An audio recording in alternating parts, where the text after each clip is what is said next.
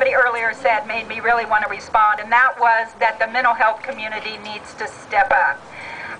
I got to tell you, as I said at Courthouse Square, it was about 10 or 12 years ago that we had the same situation that we have now. People were dropping dead, getting shot dead in the street by the cops by the tens. People were dying in jail. We had 6 jail deaths in 9 months. They were all medical attention, and they were almost all either people on drugs or people who were mentally ill.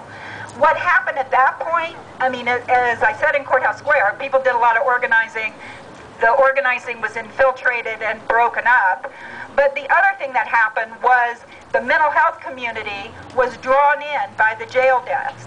And they were very strong in the beginning. And then at one point, they got an agreement with the sheriff's department to give them a tour of the jail. So they could see how it all looked and where these people died and how far they were from help and that kind of thing. And Purple Berets had done most all the organizing on this. So, and we've been working with NAMI, the National Association for the Mentally Ill.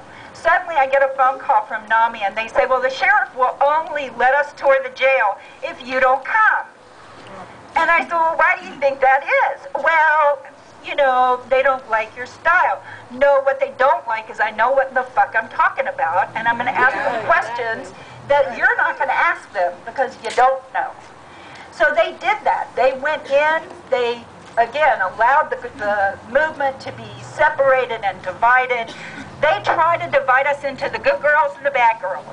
You know, every single time, the good guys and the bad guys. And the point is that if we let them do that, we've already lost. What we have to do is stand in solidarity with each other, with the most radical and the most liberal of us. We all have to have a place in this. We all have to support each other's place in this. And we don't let them divide us, because if we do, it's over. Thank you.